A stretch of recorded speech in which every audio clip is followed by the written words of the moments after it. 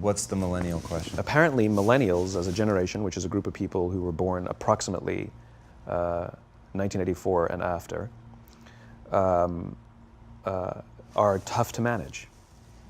And they're accused of being entitled and narcissistic and self-interested, unfocused, lazy. But entitled is the big one. And because they confound leadership so much, what's happening is leaders are asking the millennials, what do you want? And millennials are saying, we want to work in a place with purpose, love that. We want to make an impact, whatever that means. We want free food and beanbags. And so somebody articulates some sort of purpose, there's lots of free food and there's beanbags, and yet for some reason, they're still not happy. And that's because they're missing, there's a missing piece. What I've learned is that I can break it down into 4 pieces, right? There are four things, 4 characteristics. One is parenting, the other one is technology, the third is impatience, and the fourth is environment. The generation that we call the millennials, too many of them grew up subject to, not my words, failed parenting strategies, where, for example, they were told that they were special all the time. They were told that they could have anything they want in life, just because they want it, right? They were told, some of them got into honors classes, not because they deserved it, but because their parents complained. And some of them got A's, not because they earned them, but because the teachers didn't want to deal with the parents. Some kids got participation medals. You got a medal for coming in last, right? Which the science we know is pretty clear, which is it devalues the medal and the reward for those who actually work hard. And it actually makes the person who comes in last feel embarrassed because they know they didn't deserve it. So it actually makes them feel worse, right? So you take this group of people and they graduate school and they get a job and they're thrust into the real world, and in an instant they find out they're not special, their moms can't get them a promotion, that you get nothing for coming in last, and by the way, you can't just have it because you want it, right? And in an instant, their entire self-image is shattered.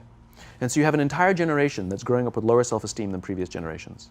The other problem, to compound it, is we're growing up in a Facebook, Instagram world. In other words, we're good at putting filters on things. We're good at showing people that life is amazing even though I'm depressed, right?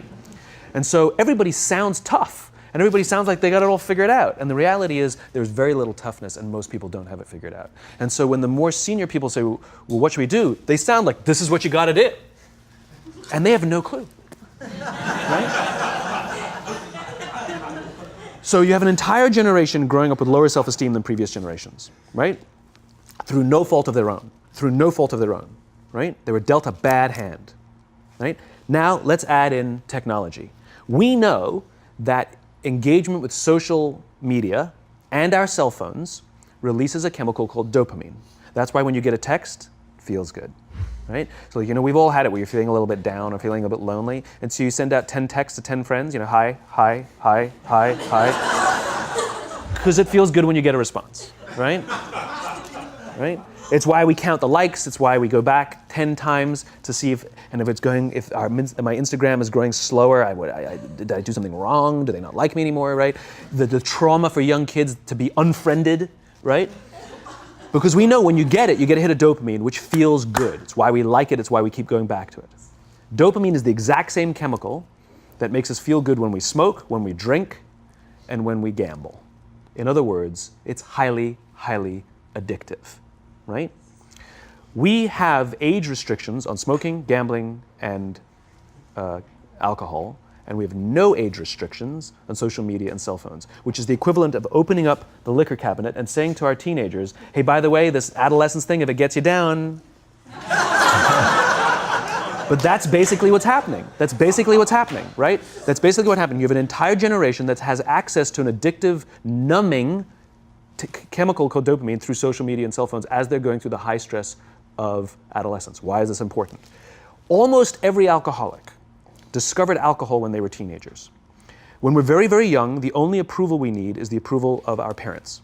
And as we go through adolescence, we make this transition where we now need the approval of our peers.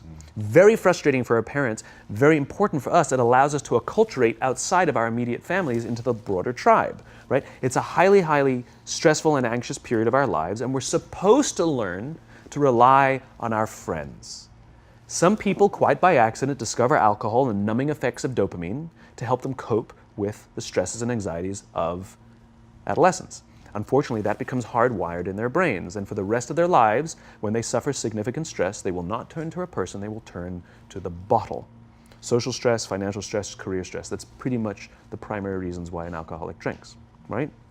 What's happening is because we're allowing unfettered access to these dopamine-producing devices and media, basically it's becoming hardwired, and what we're seeing is as they grow older, too many kids don't know how to form deep, meaningful relationships. Their words, not mine. They will admit that many of their friendships are superficial. They will admit that their friends, that they don't count on their friends, they don't rely on their friends, they have fun with their friends, but they also know that their friends will cancel on them if something better comes along. Deep, meaningful relationships are not there because they never practice the skill set, and worse, they don't have the coping mechanisms to deal with stress. So when significant stress starts to show up in their lives, they're not turning to a person, they're turning to a device, they're turning to social media, they're turning to these things which offer temporary relief. We know, the science is clear, we know that people who spend more time on Facebook suffer higher rates of depression than people who spend less time on Facebook, right? These things balanced. Alcohol is not bad, too much alcohol is bad. Gambling is fun, too much gambling is dangerous, right? There's nothing wrong with social media and cell phones. It's the imbalance, right? If you're sitting at dinner with your friends and you're texting somebody who's not there, that's a problem. That's an addiction. If you're sitting in a meeting with people you're supposed to be listening to and speaking, and you put your phone on the table, face up or face down, I don't care, that sends a subconscious message to the room that you're just not that important to me right now, right? That's what happens. And the fact that you cannot put it away is because you are addicted, right? If you wake up and you check your phone before you say good morning to your girlfriend, boyfriend, or spouse, you have an addiction. And like all addiction, in time, it'll destroy relationships, it'll cost time, and it'll cost money, and it'll make your life worse, right? So you have a generation growing up with lower self-esteem that doesn't have the coping mechanisms to deal with stress, right? Now you add in the sense of impatience, right? They've grown up in a world of instant gratification. You want to buy something, you go on Amazon, it arrives the next day. You want to watch a movie? Log on and watch a movie. You don't check movie times. You want to watch a TV show? Binge. You don't even have to wait week to week to week, right? I know people who skip seasons just so they can binge at the end of the season, right? Instant gratification. You want to go on a date? You don't even have to learn how to be like, hey. You don't even have to learn and practice that skill. You don't have to be the uncomfortable one who says yes when you mean no and says no when you mean no, but yes when you don't have to swipe right. Bang, I'm a stud. Right? You don't have to learn the social coping mechanisms, right? Everything you want, you can have instantaneously. Everything you want, instant gratification, except job satisfaction and strength of relationships. There ain't no app for that. They are slow, meandering, uncomfortable, messy processes. And so I keep meeting these wonderful, fantastic, idealistic, hardworking, smart kids. They've just graduated school. They're in their entry-level job. I sit down with them and I go, how's it going? They go, I think I'm going to quit. I'm like, why? They're like, I'm not making an impact.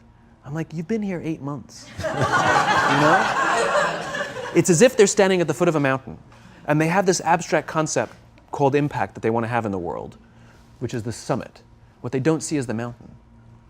I don't care if you go up the mountain quickly or slowly, but there's still a mountain. And so what this young generation needs to learn is patience. That some things that really, really matter, like love, or job fulfillment, joy, love of life, self-confidence, a skill set, any of these things, all of these things take time. Sometimes you can expedite pieces of it, but the overall journey is arduous and long and difficult. And if you don't ask for help and learn that skill set, you will fall off the mountain, or you will, the worst case scenario, and we're already seeing it, the worst case scenario is we're seeing an increase in suicide rates, we're seeing an increase in this generation, we're seeing an increase in accidental deaths due to drug overdoses, we're seeing more and more kids drop out of school or take leaves of absence due to depression, unheard of. These are all, this is really bad. The best case scenario, those are all bad cases, right? The best case scenario is you'll have an entire population growing up and going through life and just never really finding joy. They'll never really find deep fulfillment in work or in life. They'll just waft through life and it'll be just, it's fine. How's your job?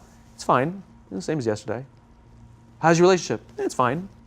Like that's the best case scenario, which leads me to the fourth point, which is environment, which is we're taking this amazing group of young, fantastic kids who are just dealt a bad hand. It's no fault of their own. And we put them in corporate environments that care more about the numbers than they do about the kids. They care more about the short-term gains than the long-term life of this young human being.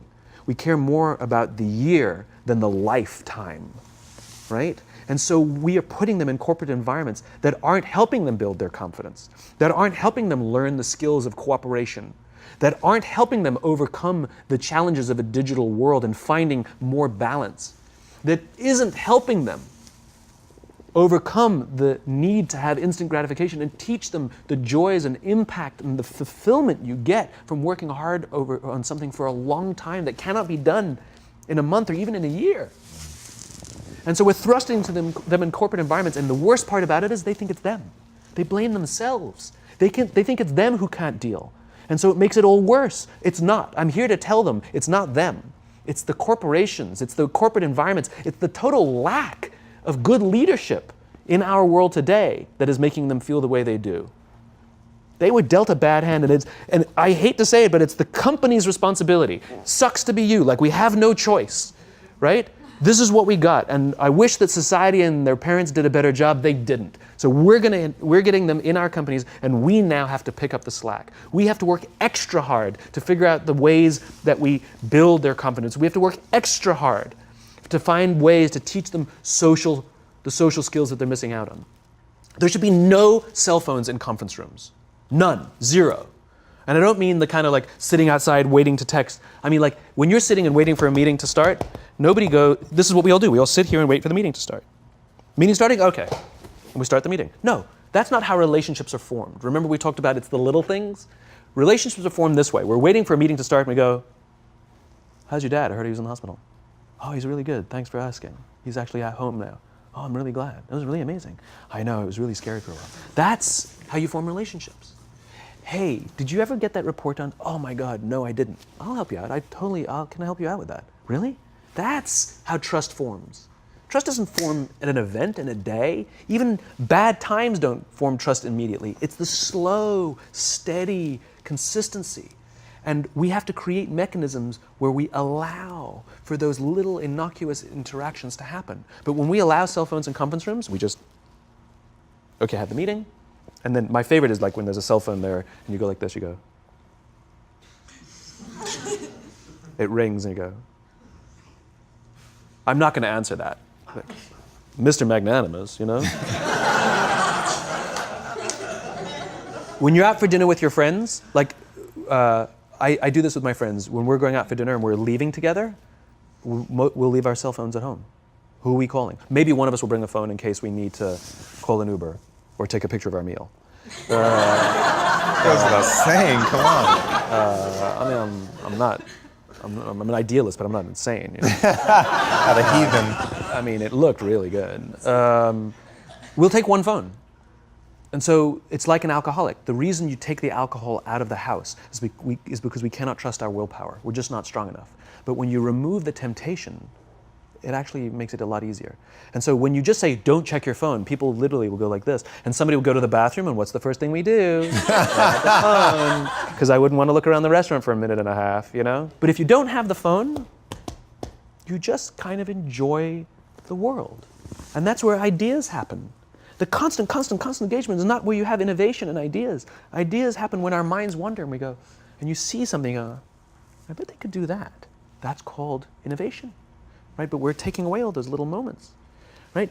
You should not, and none of us should charge our phones by our beds. We should be charging our phones in the living rooms, right? Remove the temptation. You wake up in the middle of the night because you can't sleep, you won't check your phone, which makes it worse. But if it's in the living room, it's relaxed, it's fine. But it's my alarm clock. buy an alarm clock. They cost $8, right? I'll buy you an alarm.